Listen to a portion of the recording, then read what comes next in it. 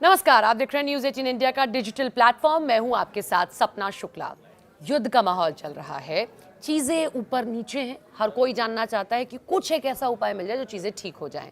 तो अंकित त्यागी जी, मशहूर ज्योतिषाचार्य, हमारे साथ हैं, वो आपको बताएंगे। थैंक यू सो मच हमें ज्वाइन करने के लिए कि आप आखिर जो परेशानियां चल रही हैं उनसे निजात कैसे पाएं। अंकित जी, सबसे पहले तो यही कि क्यों कि इतना ना वो चल रहा है, युद्ध का माहौल है, टीवी खोलो तो वही सब, या फिर बाकी चीज़ें देखो तो वही सब। क्या लग रहा है अब आने वाले महीने में क्या होने वाला है? रुकेगा, बढ़ेगा, क्या? देखिए, सबसे पहले तो बहुत आभार आपका इनवाइट करने के लिए और सभी दर्शकों को मेरा जय श्री राम। मैं बड़ा स्पष्ट कर देना चाहता हूँ, मैंने भी कुछ समय पहले भी ये कहा था, लगभग मार्च के मिड में, कि लगभग 22 से 28 मार्च के बीच में कहीं ना कहीं अमेरिका की तरफ से मुझे कुछ ऐसा लग रहा है कि युद्ध विराम की कुछ घोषणाएं हो सकती हैं। वो हो गई जो हुई।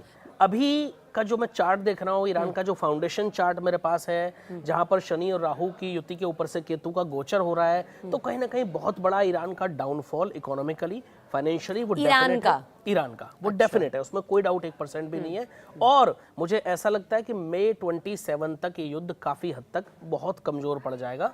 लेकिन मई 26 माफ कीजिएगा, और मई 27 तक आते आते पूर्णतः खत्म होगा। यानी कि अभी भी मई 26 के बाद भी कुछ ना कुछ गतिरोध जारी रहेगा, जो मुझे लगता है कि 2027 मई में जाकर के खत्म होगा। ऐसा मेरी गणना है। बड़ा मतलब हल्का फुल्का ऊपर नीचे उतर रहेगा और मई 26 आपने तारीख, मई 26 में काफी हद तक सेटल हो जाएंगी, सेटल डाउन हो जाएंगी। बिल्कुल, मतलब एक तरीके का बड़ा विराम हम देखेंगे, डेफिनेटली। और दुनिया में बड़ी राहत हम देखेंगे, जिसकी वजह से इतना हाहाकार दुनिया में मचा हुआ है, तो उसमें काफी राहत मुझे मई 26 में दिखती है। तो भारत पर कैसा असर होगा? क्योंकि भारत कहीं ना कहीं इनडायरेक्टली सही लेकिन जुड़ा तो है ना, क्योंकि स्टेट ऑफ हॉर्मुज में जो चीजें चल रही हैं उसकी वजह से। बिल्कुल, स्टेट ऑफ हॉर्मुज में, दूसरा हमारी जो सप्लाई है वो सारी उस पर असर पड़ रहा है, उस पर असर पड़ रहा है। लेकिन मैं बड़ा अच्छे से कह देना चाहता हूँ, मैंने बहुत पहले भी कहा था कि भारत में जब लोग कह रहे थे कि बहुत ज्यादा पेट्रोल क्राइसिस हो जाएंगे, बहुत ज्यादा तेल के क्राइसिस हो जाएंगे, गैस के, मैंने कहा था ऐसा कुछ विशेष नहीं होने वाला है। देखो, थोड़ी बहुत दिक्कतें सबको आती हैं जब एक सप्लाई चेन रुक जाती है, वो डेफिनेट है सपना जी। लेकिन अगर हम ये मान के चलें कि इसकी वजह से बिल्कुल सब चीजें खत्म हो जाएंगी, ऐसा बिल्कुल कुछ नहीं होने वाला है। और अभी आप देख रहे हैं नॉर्मल सारी सप्लाई चालू है, आप जाइएगा आपको पेट्रोल मिल रहा है, कोई ऐसी मेजर प्रॉब्लम आने वाले समय में मुझे नहीं दिखती है। मेरी गणनाएं कहीं से कहीं तक ऐसा इशारा नहीं कर रही है। तो कम से कम भारत में तो लोगों को बिल्कुल भी घबराने की आवश्यकता नहीं है। प्रधानमंत्री नरेंद्र मोदी को लेकर क्या करना है? क्योंकि जो ये स्थितियां उत्पन्न हुई उसमें पीएम ने सबसे बात की, चीजों को ठीक करने का पूरा प्रयास किया। लोगों ने कहा भी कि भाई मध्यस्थता की कोई भूमिका निभा सकता है तो वो नरेंद्र मोदी है, वो भारत ही निभा सकता है। तो क्या उनका जो चार्ट है या उनकी जो चीजें वो क्या दिखाई दे रही है? क्योंकि आपने पहले भी नरेंद्र मोदी को लेकर कुछ प्रेडिक्शंस किए हैं पीएम को लेकर। मैंने 2013 में प्रेडिक्शन की थी कि माननीय नरेंद्र मोदी जी 3 बार भारतवर्ष के प्रधानमंत्री बनेंगे, लेकिन तीसरा कार्यकाल उनका पूरा नहीं होगा। ये अभी भी आप इस पर है? ये अभी भी मैं इस पर आज भी अड़े हूँ और ये आप होता हुआ देखेंगे। ऐसी मेरी गणनाएं बहुत स्ट्रॉन्ग इशारा कर रही हैं, बाकी तो प्रभु जाने, जैसी मेरी गणनाएं कह रही है, और मैं अपनी गणनाओं पर हमेशा अड़िग रहता हूँ सपना जी। दूसरी चीज, जो इस समय भारत की कुंडली है, वहाँ मंगल की महादशा चल रही है। बड़ा अच्छा समय भारत का चल रहा है। भारत मैन्युफैक्चरिंग में बहुत आगे बढ़ रहा है, डेफिनेटली अच्छा है मैन्युफैक्चरिंग के लिए, आईटी सेक्टर। तो फिर ये एलपीजी, ये स्थितियां, ये क्रैश हो जाना, ये सारी चीजें, बिल्कुल इस पर भी आते हैं। मैं स्पेशली अगर मैं बात करूं तो आईटी की बात कर सकता हूं, मेडिकल फील्ड की बात कर सकता हूं, मैन्युफैक्चरिंग की बात कर सकता हूं। आप देखिए, जैसे ही मंगल की महादशा शुरू हुई, भारत में नए नए मैन्युफैक्चरिंग प्लांट, स्पेशली आर्म्स को लेकर के, नोएडा में एक ब्रह्मोस की फैक्ट्री का उद्घाटन, शायद लखनऊ में हुआ, नोएडा में किसी एक जो चिप बनती है, मतलब हम आत्मनिर्भर हो जाएंगे, हम आत्मनिर्भर हो जाएंगे। और मंगल की महादशा में हम बहुत ज्यादा ग्रोथ मैन्युफैक्चरिंग में भारतवर्ष में देखेंगे, ये डेफिनेट है, इसमें कोई दो मत हो ही नहीं सकता। तो मंगल क्योंकि एग्रेसिव है, इसीलिए डिफेंस और इन सब में आर्म्स का कारक है। दूसरा, मंगल की जो स्थिति भारत की कुंडली में है वो बहुत स्ट्रॉन्ग परिस्थिति में है। अच्छा, भारत के जो प्रधानमंत्री हैं नरेंद्र मोदी जी, उनकी कुंडली में भी मंगल की ही महादशा चल रही है।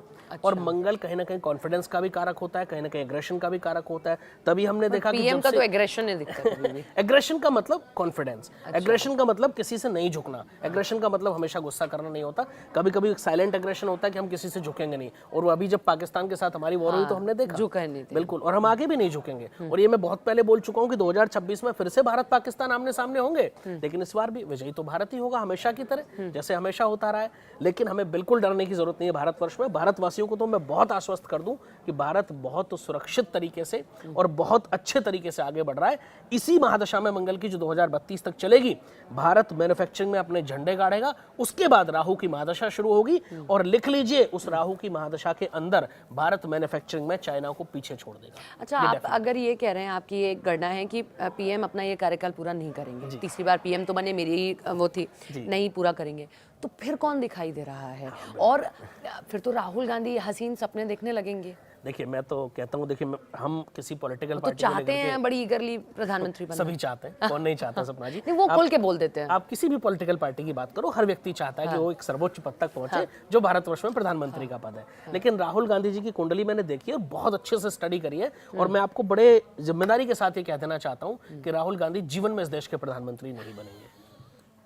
क्षमा कीजिए, मेरा किसी पार्टी से कोई लेना देना नहीं है, लेकिन जो मेरी गणना इसके बाद आपको पार्टी से लेन देन कर दिया जाएगा। आपने मतलब खुले से बोल दिया, 99 सीटें आ गई, उन्होंने हौसला बना लिया था अपना। देखिए सपना जी, मेरा काम तो गणना करना है। हाँ। और ज्योतिष में जो गणनाएं कहेंगी मैं वो बोलूंगा। हाँ। वो किसी के भी विरुद्ध हो, मैं तो मोदी जी के विरुद्ध भी बोल रहा हूँ, भाई तीसरा कार्यकाल पूरा नहीं होगा। हाँ। अब लोग कहेंगे कल को आप कांग्रेस के हो, तो नहीं, मैं किसी पार्टी का व्यक्ति नहीं हूँ, मेरा काम गणना करना है और लोगों तक पहुंचाना है, क्योंकि वही मेरा डोमेन है, वही मेरा कार्य है। अच्छा, ये जो वक्त होता है, जो पतझड़ का मौसम होता है, या फिर जो अभी जो चल भी रहा है, उससे लोगों के अंदर भी बड़ा डिप्रेशन आ गया है। चाहे वो ऑफिस हो, चाहे वो घर हो, जब आप इतना मार धार लड़ाई सब देखते रहते हैं कहीं ना कहीं, तो लोग अपने उस डिप्रेशन से कैसे बाहर निकले? चाहे वो ऑफिस में हो रहा हो, घर में हो रहा हो, वो कैसे निकले?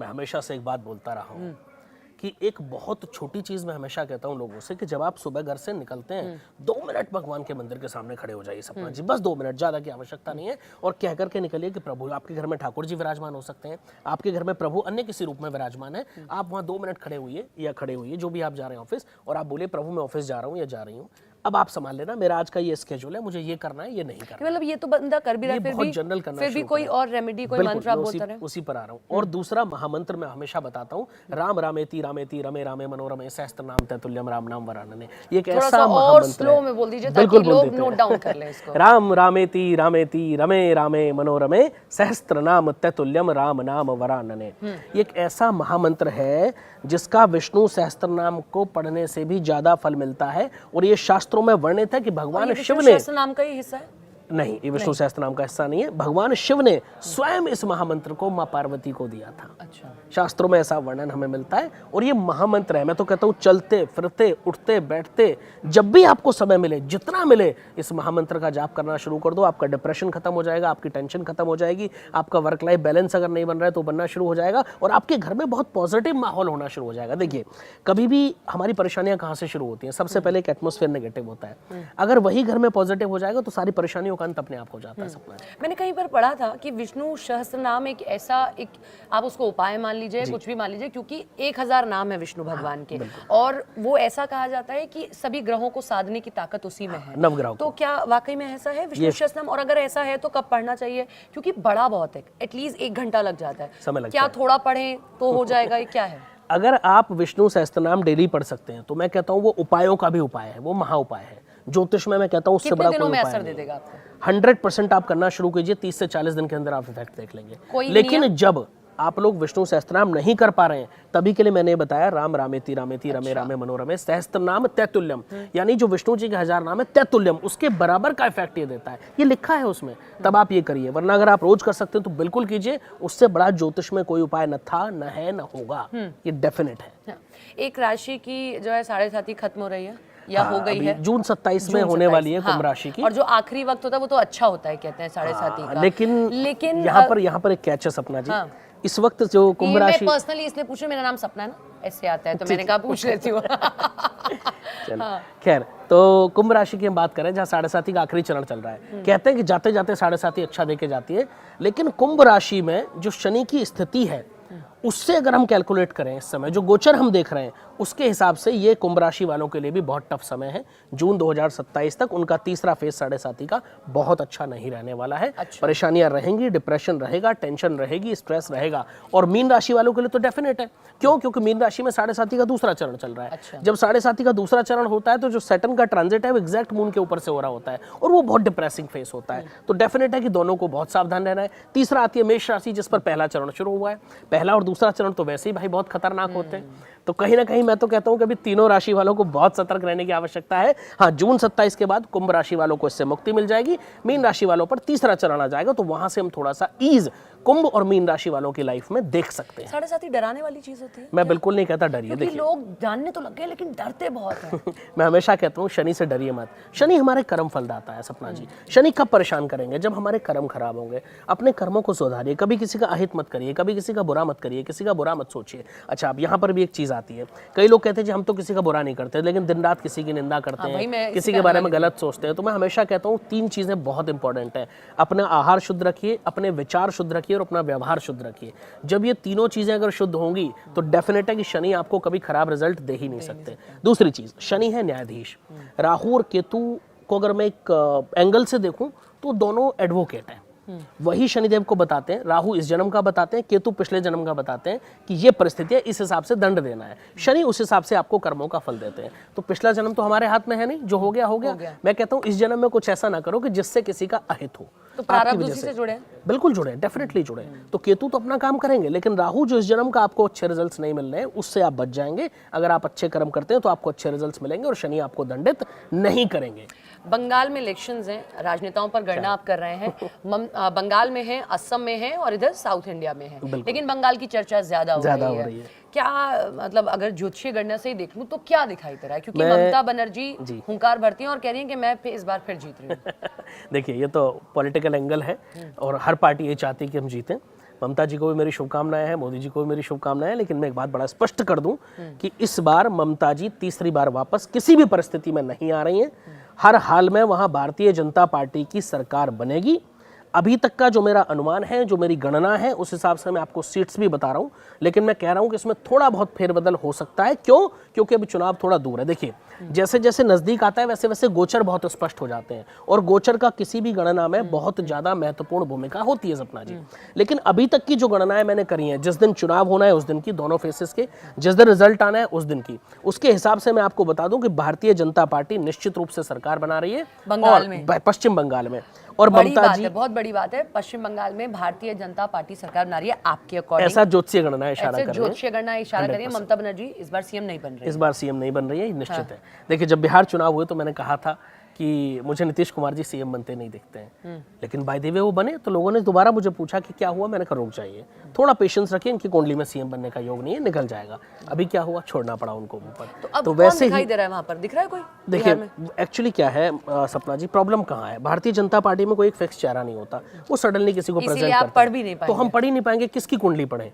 हमें पता ही नहीं है कौन रिप्रेजेंट होगा। अब एक 4 चेहरे फिक्स हो तो हम उनकी कुंडली पढ़ सकते हैं, लेकिन हमारे पास हम गणना कैसे करें? ज्योतिष तो गणनाओं का विषय है। जब तक कुंडली नहीं होगी, जब तक आपके पास डेटा नहीं होगा, आप गणनाएं कर ही नहीं सकते। तो यहाँ करके हम अटक जाते हैं। तो मुझे नहीं लगता कौन बनेगा, लेकिन हालांकि अगर मैं उनके जो इस समय डिप्टी सीएम थे अभी, उनकी अगर मैं बात करूं बिहार के, मैं नाम उनका भूल रहा हूँ शायद, सम्राट चौधरी जी, उनकी मैं बात करूं, उनकी कुंडली बड़ी स्ट्रांग दिखती है। मैं ये नहीं कह रहा कि वो सीएम बनेंगे नहीं बनेंगे, लेकिन कुंडली बहुत स्ट्रांग है। अब मुझे नहीं पता कि जो अदर कोई कैंडिडेट होगा उसकी कुंडली हो सकता है उनसे भी स्ट्रांग हो, तो गणना के लिए मेरे पास वो डेटा अवेलेबल नहीं है। बट अब देखते हैं जो होता है, जब अगर डेटा होता तो हम गणना कर पाते। बनर्जी के साथ ये हुआ। असम में कुछ दिखाई दे रहा है? असम में डेफिनेटली निश्चित रूप से हेमंत विश्व शर्मा रिपीट हो रहे हैं। पूर्ण बहुमत से भारतीय जनता पार्टी की सरकार बनेगी, इसमें कोई दो मत नहीं है। मार्च बहुत मुश्किलों भरा गया, अप्रैल भी ऐसा ही है? अभी अप्रैल और मई ऐसा ही है या इससे भी ज्यादा है या कम है? 2 महीने लगभग ऐसे ही निकलेंगे। लोगों को बड़ा सतर्क रहना है। मैंने लगभग नवंबर या अक्टूबर में लास्ट ईयर कहा था सपना जी कि लोगों से विशेष रिक्वेस्ट थी मेरी कि अपना 6 महीने का एक इमरजेंसी फंड तैयार कर लो, क्योंकि इस वर्ष बहुत सारी परेशानियां आएंगी। हो सकता है आपको कुछ समय के लिए कोई नौकरी चली जाए, घर बैठना पड़े, तो आपके पास 6-8 महीने का इमरजेंसी फंड होना चाहिए ताकि आप अपने परिवार को पाल सकें। ये मैं आज भी कह रहा हूँ कि भाई सब लोग तैयार रखो, कई लोगों की नौकरियां 2026-27 में जाएंगी। अच्छा, 2026 संवत्सर 2083 जो मार्च से शुरू हुआ, अगले मार्च तक चलेगा लगभग। जब संवत्सर आता है नया हिंदू नववर्ष की जब हम बात करते हैं तो संवत्सर की बात करते हैं, तो संवत्सर 2083 शुरू हो गया है। इस संवत्सर के जो राजा हैं वो गुरु हैं, मंत्री जो हैं वो मंगल हैं, ठीक है। अब जब राजा गुरु आते हैं तो गुरु का मतलब है ज्ञान। तो इस समय लोगों को अपने स्किल्स बढ़ाने पर ध्यान देना है, अपनी नॉलेज बढ़ाने पर ध्यान देना है, खुद को स्किल्ड बनाने पर ध्यान देना है, खुद को कहीं ना कहीं अपर लेवल पर ले जाने पर ध्यान देना है। अगर आप पुराने ढर्रों पर वहीं टिके रहेंगे तो कहीं ना कहीं आप पीछे रह जाएंगे और आपको नौकरी में दिक्कतों का सामना करना पड़ेगा। सोने और चांदी ने बहुत हंसाया, फिर रुलाया, फिर आ गए कि भाई रुलाने वाली स्थिति में ही आ गए हैं। अब क्या दिखाई दे रहा है सोने चांदी? कहाँ रुलाया सपना जी, मैंने तो पिछले अक्टूबर में बोला था कि मार्च में मुझे सोने के रेट 150 के आसपास दिखते हैं। नहीं, कम तो हो रहे हैं ना थोड़े बहुत। कोई बात नहीं, थोड़ा अप डाउन है, बहुत ज़्यादा कोई विशेष परिस्थिति नहीं है। मैं डेफिनेटली बोल रहा हूँ कि सोने चांदी के रेट इसी वर्ष में बढ़ेंगे और बहुत हाइक आप होते हुए देखेंगे। अगर अभी भी किसी ने नहीं खरीदा है, फिर बढ़ेंगे, डेफिनेटली बढ़ेंगे। और बहुत हाइक आप देखेंगे। बहुत हाइक कितना और हो सकता है? अगले कुछ ही सालों में आप सोने को 5 लाख पार होते हुए भी देखेंगे। इस साल फिर भी कितना इस साल मैं कहूँ तो मान लो अगर 140 150 है तो उससे ऊपर क्या देखो, मैं एग्जैक्ट डेटा अभी नहीं दे पाऊंगा क्योंकि परिस्थिति युद्ध वाली भी चल रही है, तो उससे भी कहीं ना कहीं इफेक्ट पड़ता है। लेकिन मैं ये जरूर कहूंगा कि गुरु राजा है इस समय संवत्सर के, और जब राजा गुरु होते हैं तो गुरु तो सोने के कारक है, तो 100% दाम बढ़ेंगे। और इनफैक्ट कॉपर बहुत अच्छा करेगा इस वर्ष में, चांदी इस वर्ष में बहुत अच्छा करेगी। ये तीनों धातुओं के मेटल्स के लिए पर तो सबका ध्यान है, कॉपर पे तो किसी का ध्यान मैं बता रहा हूँ, ये कॉपर बहुत अच्छा करेगा और मेटल्स के लिए ये वर्ष बहुत अच्छा रहने वाला है। ठीक है। एक बार अब राशियों का भी बात कर लें, एक एक राशि की बात कर लेते हैं और रेमेडी की बात कर लेते हैं इस अप्रैल बिल्कुल कर सकते हैं। ठीक है, स्टार्ट करते हैं। सारी राशियों से आप कहाँ से स्टार्ट करें? हाँ, मेष राशि से, हमेशा जो राशि चक्र की पहली राशि है। ठीक है। मैं मेष राशि वालों से कहना चाहूंगा, बहुत सतर्क होकर के इस समय आगे बढ़े। कहीं ना कहीं थोड़ी दिक्कतें आपकी लाइफ में इस महीने मुझे दिखती हैं और कुछ ऑब्स्टेकल्स भी मुझे वहां दिख रही हैं, तो उनको पार करते हुए आपको आगे जाना है। धैर्य बनाए रखें, कॉन्फिडेंस बनाए रखें, हिम्मत ना हारें, आप आगे बढ़ जाएंगे। उपाय की मैं बात करूं तो मेष राशि वालों के लिए बहुत महा उपाय मैं हमेशा बताता हूं, निरंतर हनुमान चालीसा का पाठ करें, उससे बड़ा आपके लिए कोई उपाय नहीं हो सकता। आपकी राशि के स्वामी भी मंगल ही हैं, और जब राशि के स्वामी प्रबल हो जाते हैं और हनुमान जी की कृपा हो जाती है तो फिर आपका कोई बाल बांका नहीं कर पाता है। राशि चक्र की दूसरी राशि आती है, वो आती है वृषभ राशि, जिसके लॉर्ड हैं शुक्र। वृषभ राशि वालों के लिए ये समय जो है वो ठीक ठाक चलेगा, एवरेज चलेगा, लेकिन आपको बहुत ज्यादा भरोसा किसी पर नहीं करना है इस समय पर। और कहीं ना कहीं आप विशेष रूप से अपने आप को संभाल करके रखें, किसी के सामने ज्यादा ओपन ना हो, ज्यादा खुले ना, अपनी बातों को किसी से ज्यादा शेयर ना करें, वरना आपके अपने ही कहीं ना कहीं आपको धोखा दे सकते हैं। ये आपको बहुत संभाल के चलना है। शुक्र आपकी राशि के स्वामी है, आपके लिए महा उपाय है इस महीने, आप पूरे महीने अगर हो सके तो रोजाना भगवान शिव को जल अभिषेक करें। रोज नहीं कर सकते हैं तो मंडे टू मंडे तो अवश्य ही करें। राशि चक्र की तीसरी राशि की बात कर लेते हैं, जो आती है मिथुन राशि। मिथुन राशि जिनके लॉर्ड हैं बुध, और मिथुन राशि वालों के लिए समय अगर मैं गोचर के हिसाब से देखूं तो थोड़ा सा एवरेज रहने वाला है। कहीं ना कहीं करियर में थोड़ी उठापटक चल सकती है, कहीं ना कहीं उनको थोड़ी सी उथल पुथल अपनी पर्सनल लाइफ में भी देखने को मिल सकती है। तो मैं कहूँगा जो भी निर्णय लें बहुत सोच समझ करके लें, जल्दबाजी में कोई निर्णय ना लें इस समय, और अपनी लाइफ को, वर्क लाइफ और पर्सनल लाइफ दोनों को बहुत बैलेंस करके चलेंगे तो आपके लिए बहुत बेहतर रहने वाला है। महा उपाय है ओम गंग गणपतये नमः का जाप करें, और अगर हो सके तो गाय को हर बुधवार दूर्वा घास या फिर हरा चारा खिलाएं, आपके लिए बहुत अच्छा रहेगा। राशि चक्र की अगली राशि की बात करते हैं, आती है कर्क राशि, जिनके लॉर्ड है चंद्रमा। अच्छा, उसके अगर मैं गोचर की बात करूं कर्क राशि की, तो वहाँ लोगों को थोड़ा इमोशनल डिस्टर्बेंस अभी बना रहेगा, स्पेशली अप्रैल में भी, और मुझे मिड मई तक ये ज़्यादा दिखता है। तो अभी अपने आप को इमोशनली बहुत बैलेंस रखना है आपको, बहुत ज़्यादा चीज़ों को दिल से नहीं लगाना है, बहुत ज़्यादा सोचना नहीं है। देखिए, कई मौके जीवन में ऐसे आते हैं कर्क राशि वालों के लिए मैं बता रहा हूँ, जब आपके विपरीत भी चीज़ें होती हैं। इसका मतलब ये नहीं है कि हम डिप्रेशन में आ जाएं, हम हिम्मत हार जाएं, या हम अपने हथियार डाल दें। अपने हिम्मत के साथ आगे बढ़िए, कॉन्फिडेंट रहिए, और कभी भी ज़्यादा डिप्रेसिव मोड में आपको नहीं आना है। कॉन्फिडेंस बनाए रखिए। हनुमान चालीसा का पाठ आपको भी करना है, साथ में अगर हो सके तो आप एक दाहिने हाथ में चांदी का कड़ा धारण कर लें और हमेशा डाल करके रखें। आपके करियर में आप देखेंगे कि आपकी ग्रोथ के मार्ग खुलने शुरू हो जाएंगे। अगली राशि आती है राशि चक्र की सिंह राशि। सिंह राशि की बात करें, जिसके लॉर्ड हैं सूर्य। अच्छा, सूर्य अगर न्यूमरोलॉजिकली देखें तो सूर्य इस वर्ष के राजा भी है। हाँ। ठीक है, सूर्य का साल है, लेकिन हम तो वैदिक ज्योतिष वाले लोग हैं तो हमारे लिए गुरु हैं। अच्छा, गुरु और राजा का बड़ा अच्छा मिलन होता है। कहते हैं कोई भी राज्य बिना गुरु और राजा की सलाह के नहीं चलता। बहुत अच्छा समय सिंह राशि वालों के लिए चल रहा है। अपॉर्चुनिटीज आएंगी, बस मिस मत कर देना, ये मैं कहूँगा। यानी आपको अपने कान, नाक, आंख सब खुला रखना है भाई। कहीं से भी अपॉर्चुनिटी आए तो आपको ग्रैब करना है। अगर आप मिस करेंगे तो वो फॉल्ट फिर आपका होगा। एक बार निकल जाती हैं चीजें, फिर आसानी से वापस नहीं आती है। सपना जी, महा उपाय बता रहा हूँ, रोज सुबह सूर्य को जल देना शुरू करें। और अगर करियर में ग्रोथ चाहते हैं सिंह राशि वाले तो ओम घृणी सूर्याय नमः, ओम घृणी सूर्याय नमः, इस मंत्र का निरंतर जाप करें, आपके जीवन में ग्रोथ होगी डेफिनेटली। राशि चक्र की अगली राशि है कन्या राशि, जिसके लॉर्ड हैं बुध। कन्या राशि वालों के लिए ओवरऑल बहुत अच्छा समय है। मैं सिर्फ इतना ही कहूंगा कि अपना फोकस बनाए रखें। आपको जीवन में इस समय कोई पीछे नहीं छोड़ पाएगा, आपको जीवन में इस समय कोई आसानी से हरा नहीं पाएगा। अपने कॉन्फिडेंस के साथ जैसे आप आगे बढ़ रहे हैं वैसे ही बढ़ते रहें, निरंतरता अपने कार्य में बनाए रखें, आलस त्याग दें, आपको कोई भी नहीं हरा पाएगा। जितना हो सके आप गाय को हरा चारा खिलाएं, साथ में बर्ड्स को फीड करना शुरू करें, पक्षियों को कुछ ना कुछ जरूर डालें खाने के लिए, कोई भी दाना आप डाल सकते हैं, उनको रोटी डाल सकते हैं, जो भी आपका मन करे वो जरूर डालें, बेहतर रहेगा आपके लिए। राशि चक्र की अगली राशि की बात करते हैं, तुला राशि, जिसके लॉर्ड है शुक्र। तुला राशि की अगर मैं बात करूं तो तुला राशि वालों के लिए समय बहुत एवरेज है, बहुत अच्छा समय। मैं अप्रैल का इसलिए नहीं कहूँगा क्योंकि उनके गोचर बहुत स्ट्रांग मुझे नहीं दिख रहे हैं। कहीं ना कहीं परेशानियों का सामना उनको करना पड़ेगा, स्पेशली वर्क लाइफ को लेकर के बहुत डिस्टर्बेंस उनकी लाइफ में रह सकता है। कई लोगों की नौकरी भी जा सकती है, हालांकि कई लोगों को नए मौके भी मिलेंगे, लेकिन वो इजीली उसको ग्रैब नहीं कर पाएंगे। तो मैं कहूँगा बहुत अटेंटिव रहें, बहुत सावधान रहें। अगर कहीं कोई ऐसी परिस्थिति बनती है कि आपकी जॉब जा रही है, कुछ हो रहा है, तो हिम्मत ना हारें, पुनः उसी जोश के साथ, उसी उम्मीद के साथ आगे बढ़ें, सफलता आपके सामने होगी। क्या उपाय करना है शुक्र जो है तुला राशि वालों को? तुला राशि वाले सबसे पहले तो विशेष रूप से अपने घर अगर जाएं, जब भी अपने ऑफिस से, तो अपनी पत्नी के लिए कुछ ना कुछ जरूर लेकर के जाएं। चाहे आप एक चॉकलेट लेकर के जाएं, मिठाई लेकर के जाएं, कुछ ना कुछ जरूर लेकर के जाएं। प्रयास करें कि आप अपने घर में विशेष रूप से कोई भी कार्य कर रहे हैं तो अपनी पत्नी से डिस्कस जरूर करें, आपके लिए बहुत अच्छा रहेगा। तीसरी विशेष चीज, जिस भी फील्ड में आप कार्यरत हैं उस फील्ड के किसी एक्सपर्ट से सलाह जरूर लेते रहें, आपके लिए अच्छा रहेगा। राशि चक्र की अगली राशि आती है वृश्चिक राशि, जिसके स्वामी है स्वयं मंगल। और वृश्चिक राशि वालों के लिए जो समय है वो बहुत अच्छा चल रहा है। मैं कहूँगा वृश्चिक राशि वालों के लिए थोड़ा सा कदम संभल करके आगे बढ़ाना, आपको कोई पीछे नहीं हटा पाएगा और आप निरंतर आगे बढ़ते जाएंगे। कई लोग, कई मौके आपको मिलेंगे जो आपको पीछे खींचने का प्रयास करेंगे, लेकिन मैं पूर्ण विश्वास से कह रहा हूँ कि अप्रैल आपके लिए बहुत अच्छा रहने वाला है। आप सिर्फ आगे बढ़ते जाइए, हनुमान चालीसा पढ़ते जाइए, हो सके तो हर शनिवार हनुमान जी के मंदिर में जाकर के उनको लाल फलों का भोग लगाना शुरू कीजिए, आपके जीवन में आ रही समस्त बाधाओं का नाश हो जाएगा। वृश्चिक हो गए। धनु राशि चक्र की अगली राशि आती है धनु राशि। धनु राशि वाले जिसके स्वामी गुरु हैं और इस वर्ष के तो राजा ही गुरु हैं, तो मैं तो कहता हूँ कि धनु राशि वालों के लिए तो बल्ले बल्ले है।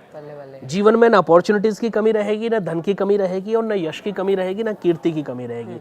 केवल जरूरत है तो आपको अपने एफर्ट्स थोड़े बढ़ाने की।